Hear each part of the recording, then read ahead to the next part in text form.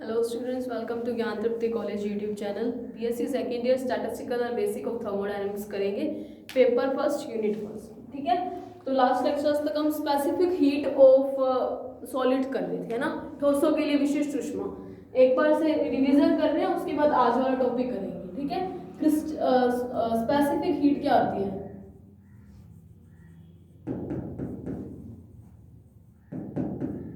Specific heat को हिंदी में बोलते हैं विशिष्ट ऊष्मा।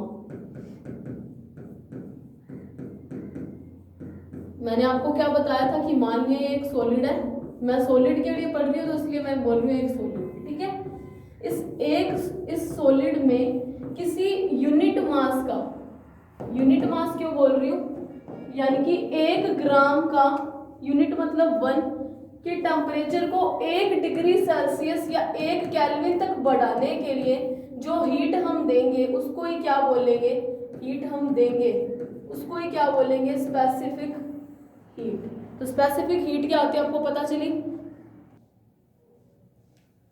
तो सॉलिड के 1 यूनिट मास का टेम्परेचर 1 डिग्री सेल्सियस या 1 केल्विन तक बढ़ाने के लिए जो हीट हमें देनी पड़ती है उसी हीट को स्पेसिफिक हीट बोलते हैं। हम सॉलिड की स्पेसिफिक हीट पढ़ रहे हैं इसीलिए मैं सॉलिड बोल रही हूँ। तो जैसा हमारा सिस्टम होगा, यानी कि जैसी हमारी स्टेट होगी किसी मैटर की, जैसे लिक्विड है तो लिक्विड बोलेंगे, जैसी भी मैटर होगी उसकी स्टेट होगी उस हिसाब से अपने बोलेंगे। अब यहाँ पे सॉलिड स्टेट है तो सॉलिड मैंने बोल दिया। ठीक है, फिर देखो अपने ने क्या किया था, 3 थ्योरी मैंने आपको बताई थी सॉलिड की के लिए, स्पेसिफिक हीट के लिए। एक तो है डेबाय थ्योरी जो आज करेंगे, एक थी आइंस्टीन थ्योरी,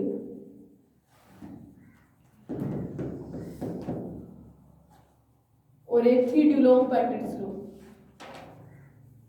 ड्यूलोंग-पेटिट्स लॉ तो आपके लिए 2 नंबर में आ सकता है, लेकिन जो आइंस्टीन और डेबाय है ये आपके लिए बड़े क्वेश्चंस में आती है। देखो आइंस्टीन थ्योरी भी एक, डेबाय थ्योरी सबसे पहले अपने, सॉरी ड्यूलोंग-पेटिट हमारा फर्स्ट लॉ था, उसके बाद सेकंड आया था आइंस्टीन, थर्ड आएगा डेबाय थ्योरी जिसको हम आज करेंगे, डेबाय थ्योरी। ठीक है, ड्यूलोंग-पेटिट में अपनों ने क्या माना था कि वो क्या करते हैं, ऊर्जा के समविभाजन नियम का यूज करेंगे।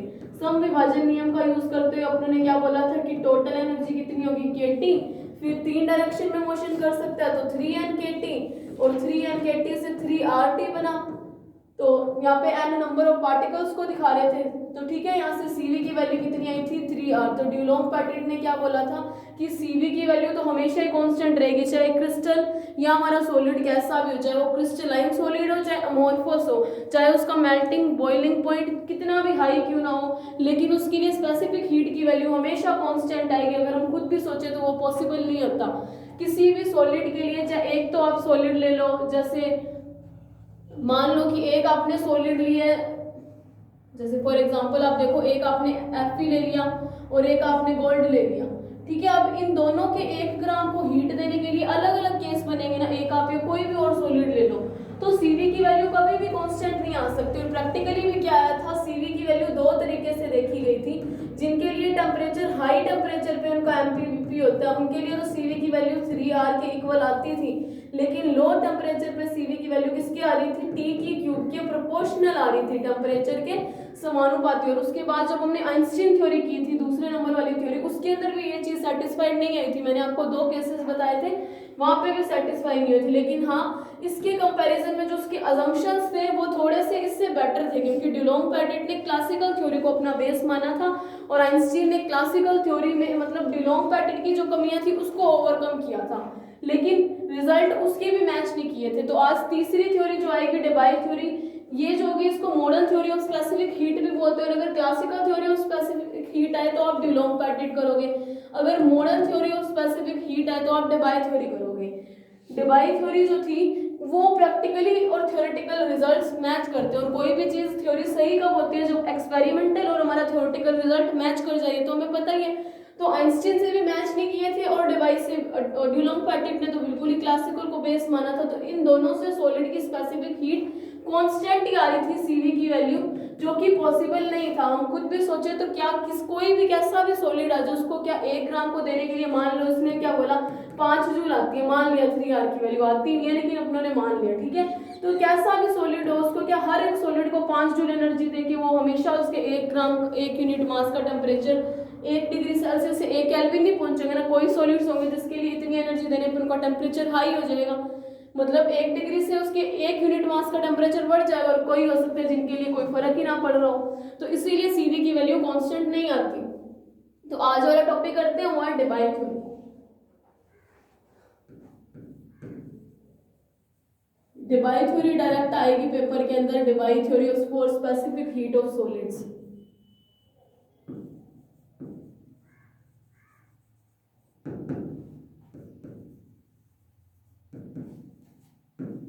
ठोसों की विशिष्ट ऊष्मा के लिए डेबाई का सिद्धांत, इसको डेबाई भी बोलते हैं, ठीक है, हिंदी में, और डेबाई, ठीक है। ठोसों की विशिष्ट ऊष्मा के लिए डेबाई का सिद्धांत। तो अब देखो, जैसे मैंने आइंस्टीन में कुछ अजम्पशंस बताए थे। आइंस्टीन ने माना था कि सॉलिड कैसा है, एक बार आइंस्टीन को बता रही हूँ मैं। आइंस्टीन ने क्या माना था कि जैसे ये एक सॉलिड है, उसने क्या माना था कि n नंबर ऑफ एटम्स होंगे सॉलिड के अंदर। देखो क्लोज्ड पैक्ड स्ट्रक्चर होती है, लेकिन मैं तो रफ डायग्राम बना रही हूँ, इसलिए मैंने नहीं बताया। और अगर पेपर में करोगे तो ये डायग्राम नहीं बनाने हैं, ये मैं आपको समझाने के लिए बता रही हूँ। सॉलिड के डायग्राम आपको डेरिवेशन और थ्योरी लिखनी होगी इसके अंदर, ठीक है। इनके अजम्पशंस और थ्योरी के भी मार्क्स होते हैं और डेरिवेशन के भी होते हैं, तो अजम्पशंस भी आपको याद होने चाहिए। जैसे आइंस्टीन ने माना था कि सॉलिड कैसा होगा, समरूप होगा, यानी कि हर जगह पे जो ठोस हो गए उसके एटम सेम रहेंगे। जैसे Fe का तो यहाँ पे भी Fe का होगा, यहाँ पे भी Fe का एटम होगा, यहाँ पे भी Fe का होगा, ऐसा नहीं है इधर Fe का एटम था यहाँ पे किसी और चीज का आ जाएगा। मतलब ठोस कैसा होगा, समरूप होगा। और उसके अंदर मानने क्या थे, उसने total n number of particles थे, n परमाणु है, तो इसका जो कंपन होगा, इसको जैसे हीट मिलेगी, इसके कंपन का इनसे कोई लेना देना नहीं होगा। मतलब हर एक एटम अपनी किसी फिक्स फ्रीक्वेंसी से या अपनी एक नेचुरल स्वाभाविक आवृत्ति बोलते हैं इसको, जिसको आप फिक्स फ्रीक्वेंसी भी बोल सकते हो, जिसके साथ वो ऑसिलेट करेगा। लेकिन ऑसिलेट करने वाले एटम का किसी आसपास वाले या सॉलिड के अंदर प्रेजेंट किसी अदर एटम पे कोई भी इफेक्ट नहीं डालेगा। ये क्या किसने माना था, आइंस्टीन ने माना था। और आइंस्टीन की यही चीज गलत थी, ये मानना कि इस वाले एटम का इसके आसपास वाले एटम पे कोई इफेक्ट नहीं पड़ेगा, यही चीज गलत थी, क्योंकि ऐसा कभी हो ही नहीं सकता। एक तरफ से तो हम देखते हैं कि सॉलिड की स्ट्रक्चर कैसी है, क्लोज्ड पैक्ड स्ट्रक्चर है, परमाणु एक दूसरे के बहुत पास पास बंधे, और इतने पास बंधे होने से क्या किसी को कोई फर्क नहीं पड़ेगा, फर्क पड़ता था। यही चीज इसकी गलत मानने के कारण ये सारा इसका जो चीज थी वो सीवी जो है प्रैक्टिकल और थ्योरेटिकल रिजल्ट्स मैच नहीं किए, और यही इसी को ओवरकम किया था डेबाई ने। तो डेबाई ने क्या माना, पहला अजम्पशन डेबाई ने भी सेम माना कि सॉलिड कैसा होगा, होमोजीनियस, कंटिन्यूअस, जिसको हिंदी में बोलते हैं समांगी, यानी कि सब जगह पे एटम एक तरह होंगे और सतत होंगे। मतलब सब जगह पे एटम एक साथ, मतलब क्लोज्ड पैक्ड स्ट्रक्चर वाली बात ही कर रहे हैं, सतत होंगे, कंटिन्यूअसली होंगे एटम। ऐसा नहीं है कि यहाँ पे एटम है उसके बाद यहाँ पे वाली जगह खाली पड़ी और एटम ही नहीं है। जैसी उसकी शेप होगी उस हिसाब से उसके पास एटम होंगे, समांगी होंगे, मतलब सब जगह पे इक्वली डिस्ट्रीब्यूटेड होंगे एटम्स, यानी कि कंटिन्यूअस स्ट्रक्चर होगी उसकी, ठीक है। तो पहला डेबाई ने क्या माना कि परमाणु कैसे होंगे, समांगी और सतत। दूसरा डेबाई ने क्या माना कि आइंस्टीन ने तो माना था कि हर एक, यानी कि आइंस्टीन की अगर बात करें तो आइंस्टीन ने माना था कि अगर आइंस्टीन ये वाला एटम ले रहा है, जैसे कि ये आइंस्टीन ने अगर इस एटम को हीट मिली तो इस एटम की जो ऑसिलेशन की फ्रीक्वेंसी है, दोलन की आवृत्ति, वो चाहे कितनी भी हाई क्यों ना हो, की फ्रीक्वेंसी, ठीक है, मैंने न्यू लिख दिया, चाहे वो कैसी भी हो, इसकी फ्रीक्वेंसी का इन आसपास वाले एटम पे कोई फर्क नहीं पड़ेगा। ये किसने माना था, आइंस्टीन ने माना था। लेकिन डेबाई ने इसी चीज को चेंज किया, थोड़ा सा इम्प्रोवाइज किया। उसने क्या माना कि जो आइंस्टीन ने माना था कि हर एक एटम जो होगा वो एक फिक्स फ्रीक्वेंसी से ऑसिलेट करेगा, लेकिन डेबाई ने यही चीज ना मानते उसको उसने चेंज किया। डेबाई ने बोला कि हर एक एटम ऑसिलेट तो करेगा, लेकिन इनके जो ऑसिलेशंस होंगे वो आपस में एक दूसरे से जुड़े हुए होंगे। जो चीज किसने क्या गलत माना था आइंस्टीन ने कि एटम्स के ऑसिलेशन एक दूसरे से जुड़े हुए ही नहीं होंगे, लेकिन आइंस्टीन डेबाई ने बोला कि अगर ये एटम ऑसिलेट कर रहा है तो इसके ऑसिलेशंस का इम्पैक्ट आसपास वाले परमाणुओं पर भी पड़ेगा, और अगर इस पे पड़ रहा है तो इसके आसपास वाले पे पड़ेगा, इनके आसपास। मतलब एक परमाणु अगर एक एटम ऑसिलेट कर रहा है तो उसका इफेक्ट अपने आसपास वाले एटम पे पड़ेगा, यानी कि जितने भी परमाणु हैं वो किस में दोलन करेंगे, युग्मित दोलित्र की तरह बिहेव करेंगे। पर्टिकुलर वर्ड मैं आपको बताती हूँ ये क्या होता है।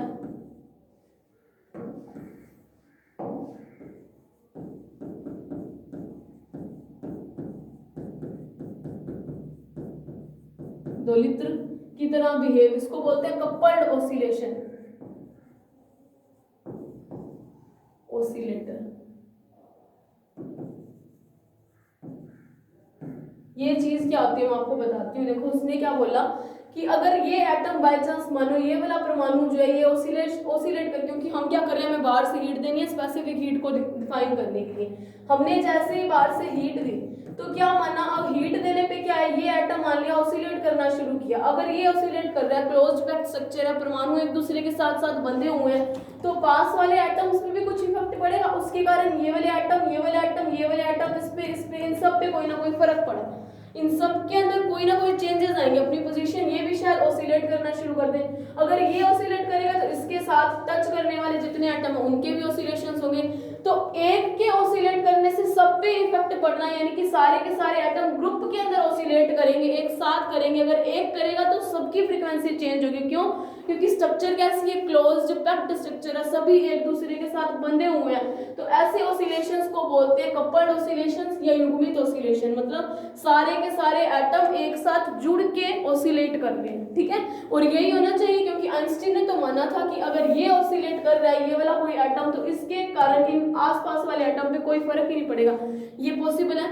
अगर आप खुद सोचो तो ये इम्पॉसिबल चीज है। क्यों इम्पॉसिबल? क्योंकि एटम एक दूसरे के इतने पास पास है कि हम क्लोज्ड पैक्ड स्ट्रक्चर बोल रहे हैं। अब क्लोज्ड पैक्ड स्ट्रक्चर में अगर कोई ये एटम अपनी पोजीशन से मूव कर रहा है, ऑसिलेट कर रहा है, उसको हीट मिलेगी तो कंपन करेगा, कंपन करेगा, किसी की पोजीशन चेंज होगी, इनकी नहीं होगी। क्या होगी? तो आइंस्टीन की यही चीज गलत थी, तो डेबाई ने इसी चीज को चेंज किया। डेबाई ने माना कि एटम्स ऑसिलेट तो करते हैं, लेकिन आइंस्टीन ने जो चीज मानी थी कि ऑसिलेशंस एक दूसरे साथ जुड़े हुए नहीं होंगे, एक परमाणु के कंपन से किसी अन्य परमाणु पे कोई फर्क नहीं पड़ेगा। जबकि इसी चीज को चेंज करते हुए डेबाई ने बोला कि एटम्स अगर ऑसिलेट करेंगे तो इस क्लोज पैक्ड स्ट्रक्चर के कारण वो एक दूसरे, इनके ऑसिलेशंस का इफेक्ट एक दूसरे के ऊपर पड़ेगा, और ऐसे ऑसिलेशंस को बोलते हैं कपल्ड ऑसिलेशन। फिर उसने एक नई टर्म लेके आई जिसको बोलते हैं नॉर्मल मोड। ये सारी टर्म्स इसीलिए आ रही है क्योंकि उसके हिसाब से ऑसिलेशंस कैसे जुड़े हुए हैं, कपल्ड ऑसिलेशन होने के कारण ये नई नई चीजें आ रही है। और ये जो भी चीजें मैं आपको बताऊंगी, नॉर्मल मोड को हिंदी में बोलते हैं प्रसामान्य विधा। सामान्य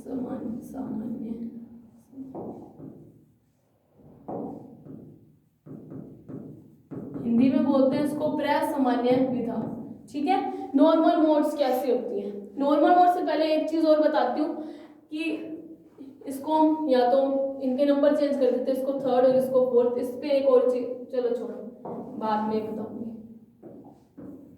नॉर्मल मोड्स कैसे होते हैं। अब डेबाई ने माना कि एटम कैसे मोशन कर रहे हैं, कैसे ऑसिलेट कर रहे हैं, कपल्ड ऑसिलेशन, यानी कि सारे के सारे परमाणुओं के दोलन एक दूसरे के साथ जुड़े हुए हैं। क्यों जुड़े हैं? क्योंकि हम भी समझ सकते हैं क्लोज पैक्ड स्ट्रक्चर है, अगर इतने पास पास बंधे होने के बाद एक एटम भी अगर वाइब्रेट करता है तो उसके पास वाले एटम्स की पोजीशन भी चेंज होती है, जिसको close structure sorry coupled oscillations बोले। तो एटम किस में ऑसिलेट कर रहे हैं? एटम्स क्या कर रहे हैं, परमाणु क्या कर रहे हैं, ग्रुप में ऑसिलेट कर रहे हैं। ग्रुप में ऑसिलेट कर रहे हैं मतलब सारे के सारे, एक एटम ऑसिलेट करेगा मतलब पूरे के पूरे सॉलिड के अंदर, क्रिस्टल के अंदर फर्क पड़ेगा। मतलब एटम ग्रुप में ऑसिलेट कर रहे हैं। तो इस समूह की आवृत्ति को ही क्या बोलते हैं, परमाणुओं के समूह की आवृत्ति को ही क्या बोलते हैं, नॉर्मल मोड। परमाणुओं के समूह की आवृत्ति को नॉर्मल मोड कहते हैं। इसको मैं एनएम लिख रही हूँ, ठीक है, एनएम कहते हैं, ठीक है। तो नॉर्मल मोड्स क्या क्या होते हैं? ऑसिलेशन ऑफ फ्रीक्वेंसी ऑफ क्या बोलते हैं नॉर्मल मोड्स को, क्या बोलेंगे, परमाणुओं के समूह की आवृत्ति। मतलब एटम्स के ग्रुप की फ्रीक्वेंसी को क्या बोलेंगे, नॉर्मल मोड या प्रसामान्य विधा। प्रसामान्य विधा क्या है आपको पता चला होगा, क्योंकि एटम क्या कर रहे हैं, एक एटम अगर ऑसिलेट होगा तो उसके आसपास वाले सभी एटम्स में फर्क पड़ेगा, सारे के सारे ऑसिलेट करेंगे। मतलब अगर सारे के सारे एटम ऑसिलेट कर रहे हैं तो हम ये बोल सकते हैं कि परमाणुओं का समूह कंपन कर रहे हैं या एसएचओ कर रहे हैं। अगर परमाणुओं का समूह कंपन कर रहा है तो इस पूरे के पूरे समूह की आवृत्ति को क्या बोलेंगे, नॉर्मल मोड कहेंगे। ग्रुप ऑफ एटम्स की फ्रीक्वेंसी को नॉर्मल मोड कहते हैं, ठीक है। इसको हिंदी में बोलते हैं प्रसामान्य विधा। तो इसका चौथा जो पॉइंट था वो इसने माना कि अगर किसी परमाणु के अंदर n टोटल एटम है, n टोटल एटम पड़े हैं, अगर किसी एटम सॉलिड के अंदर अगर n टोटल एटम है तो अपने को पता है कि एक एटम 3 फ्री डायरेक्शन के अंदर मोशन कर सकता है। जो मैंने आपको वेरी फर्स्ट टाइम जब हमने solid state specific heat for solid state जहाँ पे हमने डुलोंग पैटेंट लॉ किया था, वहां पे मैंने आपको बताया था कि एक परमाणु स्वतंत्र 3 मैक्सिमम दिशाओं में गति कर सकता है, XYZ। तो अगर n कुल परमाणु है तो अपने को पता टोटल नॉर्मल मोड्स भी कितने आएंगे, 3n आ जाएंगे, क्योंकि वो 3 पर्टिकुलर डायरेक्शन में ही मोशन कर रहे हैं। तो टोटल नॉर्मल मोड्स कितने आएंगे, 3 into total number of atom. 3 किसको शो कर रहे हैं कि वो 3 पर्टिकुलर डायरेक्शंस में ऑसिलेट कर सकते हैं। और नॉर्मल मोड होते हैं क्या, ग्रुप परमाणुओं के समूह की आवृत्ति को बोलते हैं नॉर्मल मोड या प्रसामान्य विधा। तो चौथी चीज ये होगी। पांचवा इसने क्या माना, डेबाई ने माना कि जितने भी एटम होंगे वो ऑसिलेट करेंगे, ऑसिलेशन शो करते हैं। अगर परमाणु ऑसिलेशन शो करते हैं तो उनकी फ्रीक्वेंसी जो होगी 0 से लेके कुछ मैक्सिमम तक होगी। तो इस मैक्सिमम फ्रीक्वेंसी को डेबाई ने अपना नाम दिया, जिसको डेबाई ने बोला डेबाई फ्रीक्वेंसी,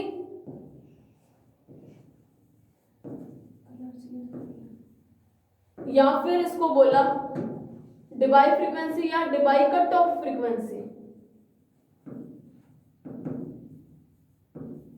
फ्रीक्वेंसी को मैं FREQ, ठीक है। इसको डेबाई आवृत्ति या डेबाई कट ऑफ आवृत्ति बोलते हैं, ठीक है। तो एक बार डेबाई के असम्पशंस वापस से करते हैं। डेबाई ने क्या असम्पशन दिए, पहला असम्पशन दिया कि क्रिस्टल कैसा होगा, सॉलिड है, मैं क्रिस्टल बोल रही हूँ, ठीक है। सॉलिड की क्रिस्टल उसका फॉर्म ही होता है, सॉलिड 2 ही टाइप के होते हैं, क्रिस्टलाइन या अमोर्फस। मैं यहाँ पे क्रिस्टल बोल रही हूँ, मतलब आप सॉलिड से लेना, ठीक है। तो उसने क्या माना, क्रिस्टल कैसा होगा, समांगी और सतत, होमोजीनियस एंड कंटिन्यूअस, ठीक है। दूसरा उसने क्या माना कि एटम कैसे होंगे, कपल्ड ऑसिलेशन शो करेंगे। कपल्ड ऑसिलेशन क्या होते हैं, हमें पता चला कि एटम्स जो है एक दूसरे की बहुत बहुत पास है, क्लोज स्ट्रक्चर है। क्लोज स्ट्रक्चर होने के कारण अगर कोई भी एक एटम वाइब्रेट करेगा तो उसके आसपास वाले एटम पे भी इफेक्ट आएगा, उनकी पोजीशंस भी चेंज होंगी। यानी कि एक परमाणु के कंपन करने से सारे के सारे परमाणु कंपन करते हैं, मतलब ग्रुप ऑफ एटम्स भी ऑसिलेशन शो करते हैं। अगर ग्रुप ऑफ एटम्स ऑसिलेट कर रहे हैं, कंपन कर रहे हैं, तो इस टाइप के मोशन को हम क्या बोलते हैं, युग्मित दोलित्र बोलते हैं, कपल्ड ऑसिलेशंस बोलते हैं। ऑसिलेशन वही होता है मीन पोजीशन के अलोंग, माध्य स्थिति के इर्द गिर्द गति, back and fourth motion along it's mean position. अगर मीन पोजीशन के अलोंग इर्द गिर्द गति हो रही है तो उसको हम ऑसिलेशन नाम दे रहे हैं। और यहाँ पे ऑसिलेशन कैसे होते हैं, कपल्ड हो रहे हैं, सब एटम एक साथ जुड़े हैं, इसलिए उसको पर्टिकुलर नाम दिया कपल्ड ऑसिलेशन। दूसरी चीज उसने क्या बोली, नॉर्मल मोड्स बताई। नॉर्मल मोड्स क्या होते हैं कि एटम क्या देखा डेबाई ने कि वो ग्रुप में ऑसिलेशन कर रहे हैं। अगर ग्रुप में ऑसिलेशन कर रहे हैं, समूह में ऑसिलेट कर रहे हैं, तो मतलब इन परमाणुओं के समूह जिस आवृत्ति से वो ऑसिलेट कर रहे हैं उस फ्रीक्वेंसी को क्या बोलेंगे, नॉर्मल मोड बोलेंगे। तीसरी चीज उसने क्या मानी, सॉरी ये चौथी चीज है कि अगर सॉलिड के अंदर n total number of atoms है तो total number of normal modes कितनी होगी, 3n। पांचवी चीज उसने क्या बोली कि सॉलिड के अंदर जो एटम है वो ऑसिलेट कर रहे हैं, वो ऑसिलेशन की फ्रीक्वेंसी क्या होगी, 0 से लेके कुछ मैक्सिमम फ्रीक्वेंसी तक जाएगा। ऑसिलेशन ऐसे ही होते हैं ना, अगर हम पेंडुलम भी लेते हैं, जैसे ये पेंडुलम है, एक बार ये चीज बता रही हूँ मैं 0 to मैक्सिमम वाली, देखो रटने वाली कोई बात नहीं है, इनके अंदर सब इनके पॉइंट्स जो है क्लियर है आपको मेरे हिसाब से। ये पेंडुलम है, ठीक है, मैंने इसको ऑसिलेट करवाया, यहाँ से खींच के छोड़ दिया, छोड़ा तो ये यहाँ पे आया और यहाँ पे गया।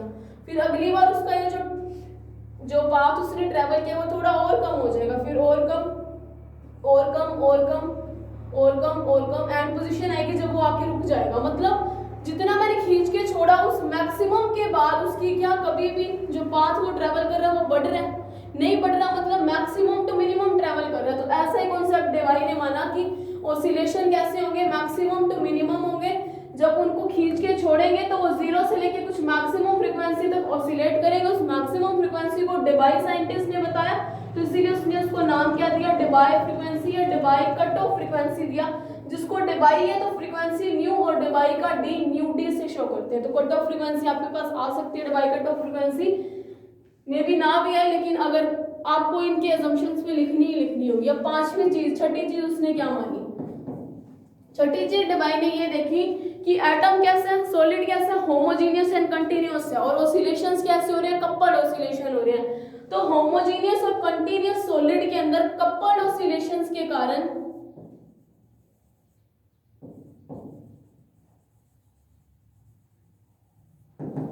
एक चीज और मानी थी डेबाई ने, होमोजीनियस कंटीन्यूअस के साथ साथ इलास्टिक माना था उसने, इलास्टिक सॉलिड, ठीक है, यानी प्रत्यास्थ। तो इसने यहाँ पे क्या देखा कि कपल्ड ऑसिलेशन हो रहे हैं, मतलब नॉर्मल मोड से ऑसिलेट हो रहा है। नॉर्मल मोड मतलब जितने भी ग्रुप ऑसिलेट कर रहे हैं परमाणुओं की, उनकी फ्रीक्वेंसी को नॉर्मल मोड बोला। नॉर्मल मोड से ऑसिलेट होने के कारण क्या देखा गया कि जो जैसे ये सॉलिड है, ठीक है, इसको जैसे हीट देंगे, हीट देने के बाद क्या होगा, वेव क्या होगा, सब जगह पे हीट को मैंने वेव की फॉर्म में माना, रेडिएशंस को, तो वो वेव जो होगी वो सब जगह पे इक्वली डिस्ट्रीब्यूट होगी, क्योंकि कोई एक पर्टिकुलर एटम ऑसिलेट नहीं कर रहा, सारे के सारे एक साथ कर रहे हैं। मतलब कैसी वेव का हो रहा है इसके अंदर ट्रांसमिशन, प्रत्यास्थ तरंग का। क्या माना उसने कि देखो सॉलिड है, सॉलिड के अंदर नॉर्मल मोड से फ्रीक्वेंसी ऑसिलेट कर रहे हैं एटम्स, और सारे के सारे एटम ऑसिलेट कर रहे हैं, कोई एक एटम ऑसिलेट नहीं कर रहा। अगर सारे के सारे एटम ऑसिलेट कर रहे हैं, इसका मतलब क्या, रेडिएशंस का जो डिस्ट्रीब्यूशन हुआ है, क्योंकि हीट हम बाहर से दे रहे हैं, है ना, तभी स्पेसिफिक हीट बनेगी। जो बाहर से अपने हीट देते हैं उसी को स्पेसिफिक हीट बोलते हैं, उस अमाउंट को 1 डिग्री सेल्सियस 1 ग्राम के टेम्परेचर को बढ़ाना, पहुंचाना। तो अगर हम हीट दे रहे हैं, सारे के सारे एटम ऑसिलेट कर रहे हैं, मतलब जो वेव हमने हीट जो दी है वो वेव की फॉर्म है, तो वो वेव क्या है, पूरे के पूरे सॉलिड के अंदर डिस्ट्रीब्यूट हो रही है। और कैसे डिस्ट्रीब्यूट हो रही है, इलास्टिकली, मतलब ऐसा नहीं है कि ये एटम ऑसिलेट नहीं करेगा बाकी सारे करेंगे, सारे के सारे करें, मतलब प्रत्यास्थ तरंग का संचरण हो रहा, मतलब सब जगह पे वेव एक ही तरीके से ट्रैवल कर रही है। ऐसा नहीं है कि इस जगह पे वेव ट्रैवल नहीं करेगी, यहाँ पे करेगी, या कि कोई एक एटम ऑसिलेट नहीं करेगा, क्योंकि क्लोज पैक्ड स्ट्रक्चर है, सारे के सारे ऑसिलेट करेंगे। तो ठीक है, इसको बोला उसने, ये इसके 6 असम्पशंस आपको याद होने चाहिए। कपल्ड ऑसिलेशन हो रहे हैं, वो भी किसमें, नॉर्मल मोड्स में, नॉर्मल मोड्स में हो रहे हैं, और सारे के सारे एटम ऑसिलेट कर रहे हैं। इसका मतलब डेबाई ने क्या माना कि जो हीट या वेव हम जो दे रहे हैं, रेडिएशन उसको दे रहे हैं सॉलिड को, वो सॉलिड के अंदर इक्वली डिस्ट्रीब्यूट हो रही है, जिसको उसने पर्टिकुलर नाम दिया, प्रत्यास्थ तरंग दे दी। ठीक है, तो डेबाई ने क्या देखा, अपने को पता जो तरंगे होती है वो 2 ही टाइप की होती है, एक होती है ट्रांसवर्स और एक होती है लॉन्गिट्यूडनल।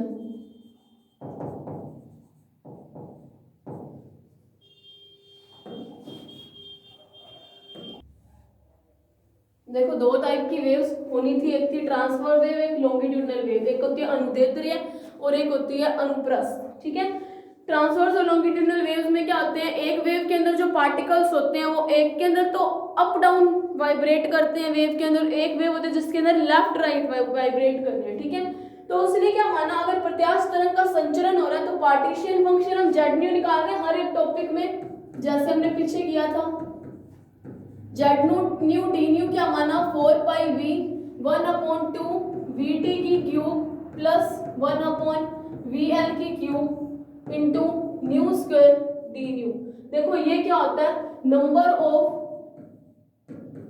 मैं ये चीज आपको बता रही हूं, मैंने क्या लिखी है, normal modes in frequency range new and nu plus D nu. ये क्या चीज है मैं आपको बताती हूँ, मैंने क्या लिखा है।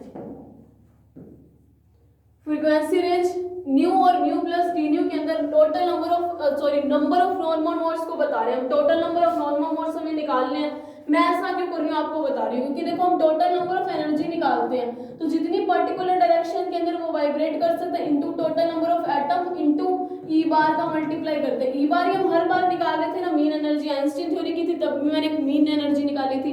हालांकि वो मीन एनर्जी का फॉर्मूला में आता था क्योंकि हमने SHO की मोशन पढ़ रखी है जो कितनी होती है, एनर्जी कितनी होती है n+1/2 h कट ओमेगा। ये चीज मैंने आपको सरल आवृत्ति दोलित्र एक टॉपिक करवाया था जो मैंने सेकंड ईयर और फाइनल ईयर का एक साथ करवाया था, वहां पे आपको मैंने ये चीज निकलवाई थी। फिर मैंने यहाँ से क्या किया था, टोटल एनर्जी, तो एक बार आइंस्टीन का ही देखते हैं। E = n+1/2 h न्यू या h कट ओमेगा ले लूं मैं, n+1/2 h कट ओमेगा लिया था, ठीक है। अगर ये E है तो मुझे dn पता है वो कितना होता है, e⁻⁻ei/kT होता है।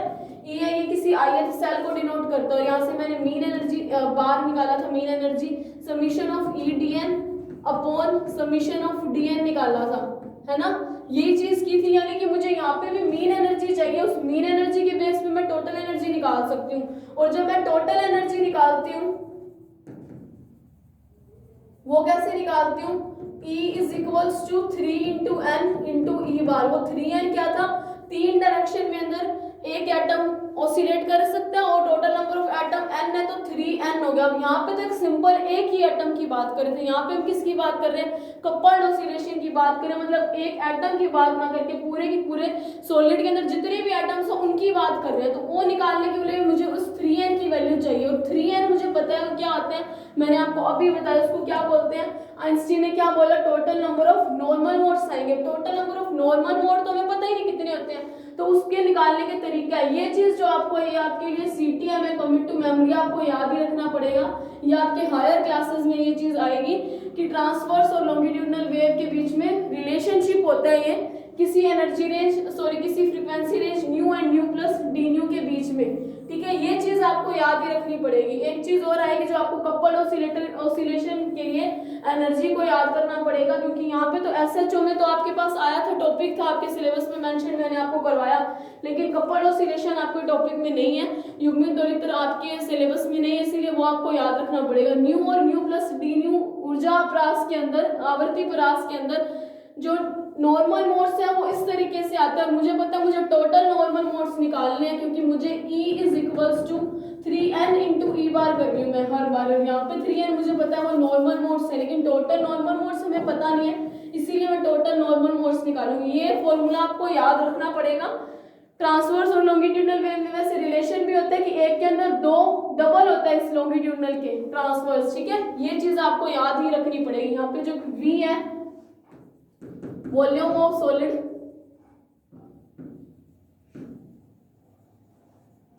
और यहाँ पे जो VT है इसको मैं VV इस तरीके से बना रही हूँ। ये है वेलोसिटी ऑफ T मतलब ट्रांसवर्स वेव, और यहाँ पे जो VL है वेलोसिटी ऑफ लॉन्गिट्यूडनल वेव।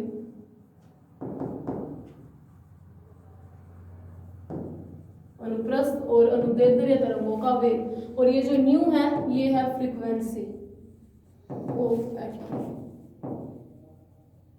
ठीक है। मुझे नॉर्मल मोड्स निकालनी है, ये फॉर्मूला आपको याद रखना पड़ेगा। 4πv 2/vt की क्यूब प्लस 1/vl की cube nu square D nu, ये आपको याद ही रखना पड़ेगा। ये आपके आगे क्लासेस में आएगा ऐसा फॉर्मूला।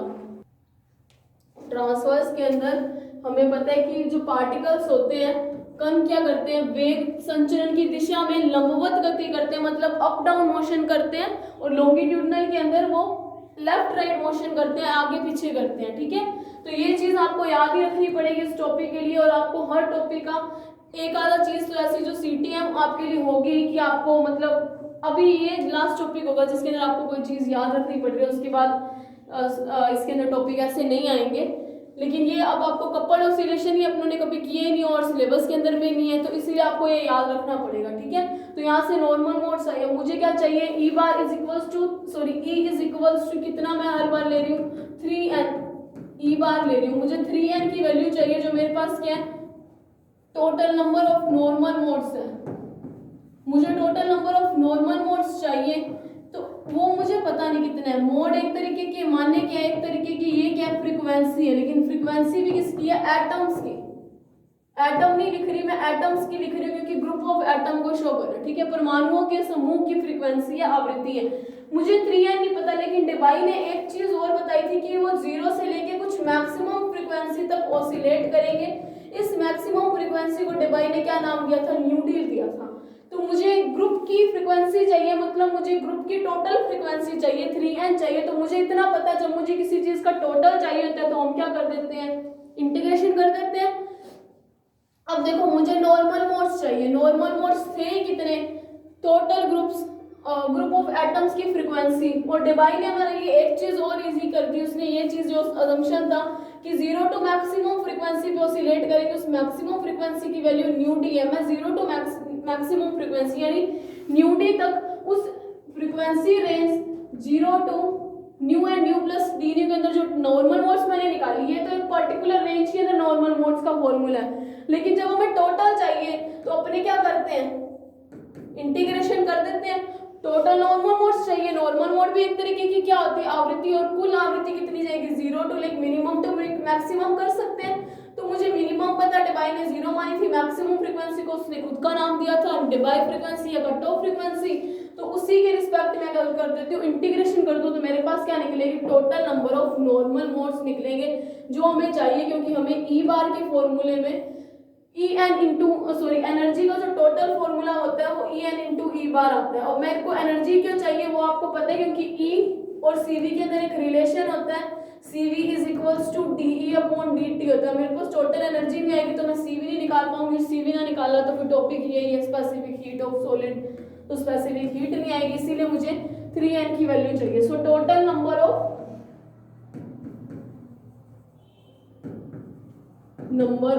नॉर्मल मोड्स प्रसामान्य विधा के कुल मान, तो वो कितना आएगा, 0 to nu D Z nu D nu, क्योंकि जेड न्यू डी न्यू क्या है, एक फ्रीक्वेंसी रेंज के अंदर, एक पर्टिकुलर रेंज के अंदर नंबर ऑफ नॉर्मल मोड्स है। हमें टोटल नंबर नॉर्मल मोड चाहिए तो वो 0 टू न्यू डी कर दिया।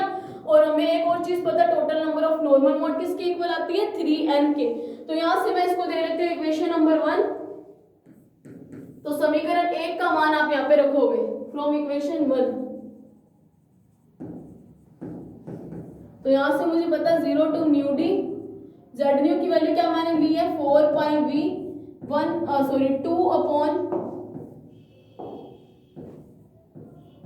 वी टी की cube plus 1 upon V L की cube into nu square with respect to D nu चल रहा है इज इक्वल्स टू 3n। जो कांस्टेंट है उनको बाहर ले, न्यू के रिस्पेक्ट है तो मतलब वेलोसिटी और ये सब कुछ कांस्टेंट, तो यानी 4 pi V 2 upon V T की cube plus 1 upon V L की cube integration of 0 to nu D. 0 to nu D क्यों किया ये भी आपको पता चल गया होगा, nu square D nu is equals to 3n। 0 to nu D क्यों किया, क्योंकि मैक्सिमम टू मिनिमम जितनी फ्रीक्वेंसी है उसी की रेंज के अंदर टोटल निकलेगा। तो मैंने मिनिमम 0 थी और डेबाई ने मैक्सिमम फ्रीक्वेंसी न्यू डी मानी, तो मैंने वो कर दिया। अगर ऐसे करें तो यहाँ से इसकी वैल्यू क्या आएगी, 4 पाई वी ये वाली टर्म की 2 अपॉन वी टी की cube plus 1 upon V L की क्यूब इंटू न्यू स्क्वायर का करूंगी तो न्यू की क्यूब आ जाएगी अपॉन न्यू की जगह मैं क्या लिख दूं, सीधा न्यू डी लिख दूं या 1 मिनट ये चीज बनेगी। देखो यहाँ पे ये बनेगी न्यू की क्यूब अपॉन 3, फिर रेंज क्या है, लिमिट क्या है, अब न्यू डी टू 0। तो मैं जब ये लिमिट अप्लाई करूंगी तो न्यू डी की क्यूब अपॉन 3 माइनस 0 की क्यूब अपॉन 3 दैट इज 0। मैंने सीधा 0, तो इस टर्म को लिखने के बजाय मैं यहाँ पे सीधा लिख दूं न्यू डी की cube upon 3 is equals to 3n। यहाँ से क्या आया हमारे पास, 3n की वैल्यू है जो हमें चाहिए थी, क्योंकि हमें एक चीज हमें पता है कि e is equal to 3n into E bar आएगा। यहाँ से इसको इक्वेशन नंबर दे लो आप 2। यहाँ से इसको थोड़ा और सिंप्लीफाई करते हैं क्योंकि आगे मेरे पास ये टर्म बनेगी। एक बार इस इक्वेशन को थोड़ा सॉल्व करके लिख देती हूँ, 4 pi V 2 upon V T की cube plus 1 upon V L की cube is equals to 3 into 3 9n upon nu D की क्यूब। ये चीज मुझे आगे चाहिए होगी डेरिवेशन में, यहाँ पे मैंने इसको इक्वेशन देके रख लेती हूँ, इक्वेशन नंबर 3। तो यहाँ से हमारे पास क्या आया, नॉर्मल मोड्स आई यहाँ से कितनी, total number of normal modes, क्योंकि मुझे E is equals to 3n into E bar आना चाहिए था। तो यहाँ से आए टोटल नॉर्मल मोड्स। तो मेरे पास क्या निकाल लिया, सो टोटल एनर्जी क्या बनेगी,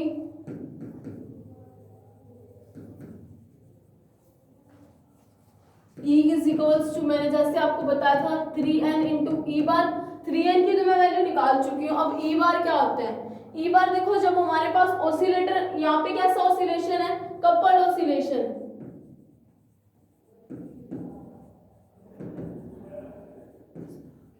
तो अपने को क्या निकाल लिया? Mean energy for coupled oscillation.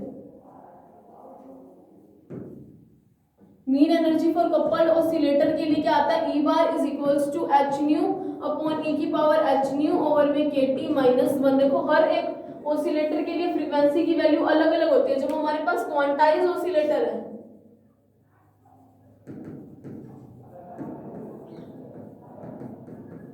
जब हमारे पास क्वांटाइज ऑसिलेटर होता है उसके लिए मीन एनर्जी आती है n इंटू एच न्यू। ठीक है।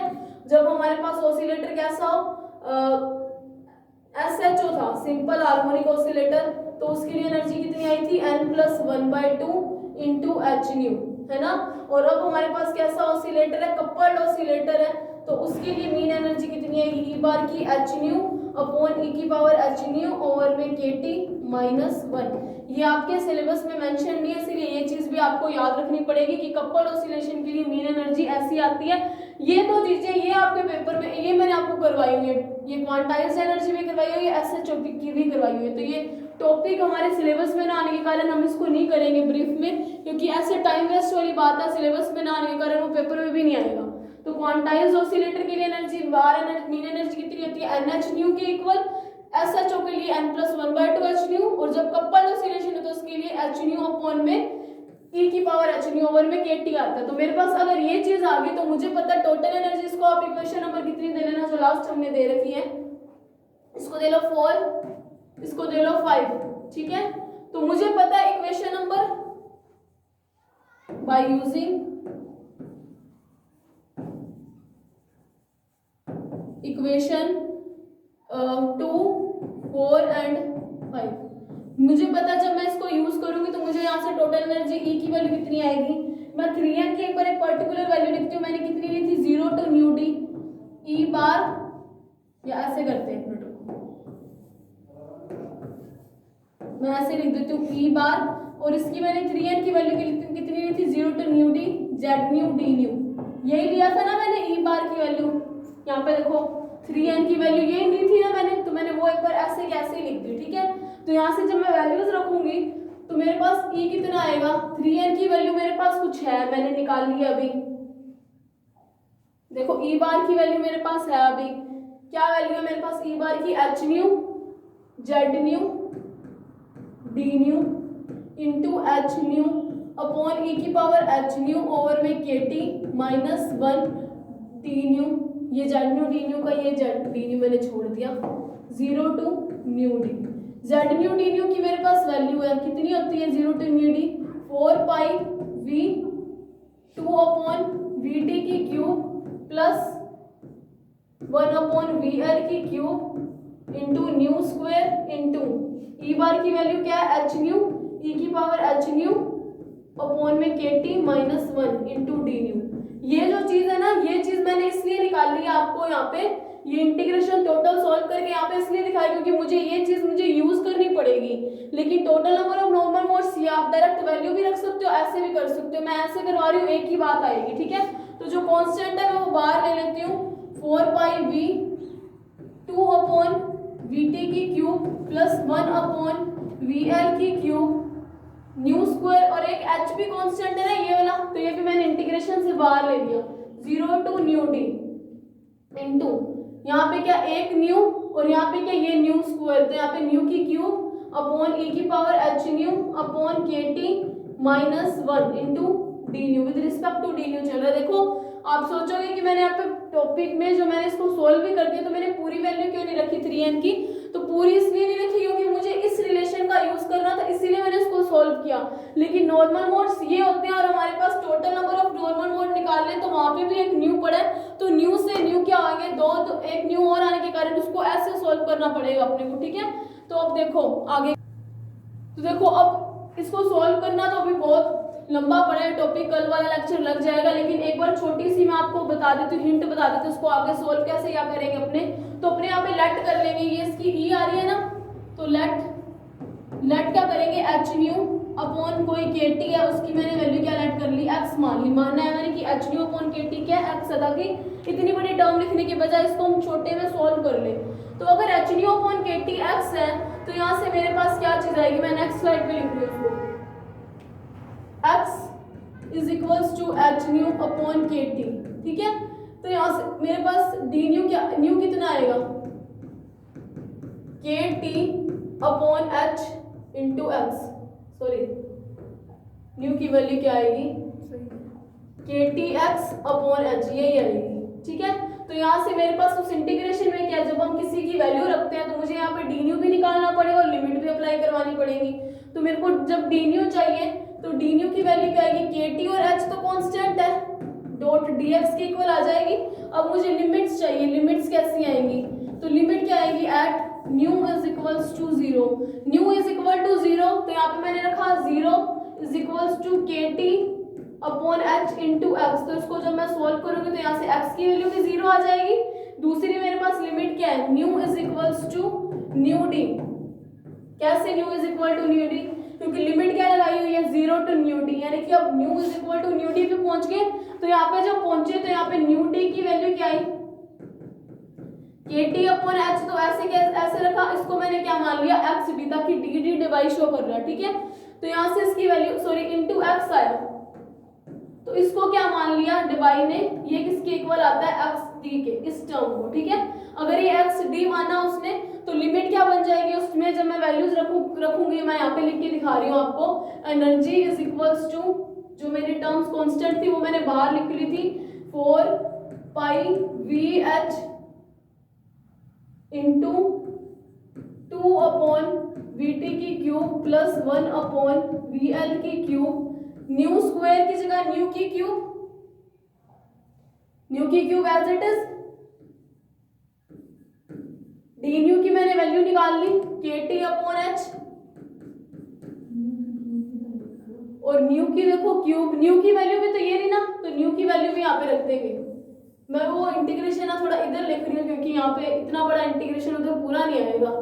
0 टू एक्स टी, लिमिट तो यही चेंज होगी ना, जब 0 था तो इसकी वैल्यू 0 आई, न्यू डी था तब इसकी वैल्यू एक्स डी आई, तो मैंने ये वैल्यू रख दी इंटू के, न्यू की वैल्यू क्या है, के टी अपॉन एच एक्स की क्यूब इंटू डी न्यू था वहां पे, तो डी न्यू की वैल्यू क्या आएगी, के T upon H D x, और नीचे क्या आएगा, e की पावर x माइनस 1। तो यहाँ तक एक बार आप कर लो, ये वाला जो चीज़ है मैं आपको कल बताऊंगी एक बार, और थोड़ा सा हम इसके पॉइंट्स ना बताते हो, डेरिवेशन बताती हूँ कि total number of normal modes ये थी। इसको मैंने आगे सॉल्व इसलिए किया क्योंकि मुझे इस रिलेशनशिप को यूज करना है, इसीलिए मैंने सॉल्व किया, लेकिन total number of normal modes तो यहीं पे ही आ गई, ये चीज मुझे आगे डेरिवेशन में जरूरत है, इसीलिए मैंने इसको सॉल्व किया आगे, ठीक है। तो यहाँ से मुझे पता है E is equals to 3n into E bar होता है, और ई बार की वैल्यू कपल्ड ऑसिलेशन के लिए ये होती है, तो वहां से मैंने जेड न्यू ई न्यू लिखा, और जो चीज मेरे को सॉल्व करना था इसीलिए मैंने H nu upon K T को मैंने एक्स सेलेक्ट कर लिया। आगे इसको क्या किया, सिर्फ लिमिट्स अप्लाई की है, आगे इसी टॉपिक को कल यहीं से कंटिन्यू करेंगे। तो आज के लिए इतना ही, thanks for watching this lecture.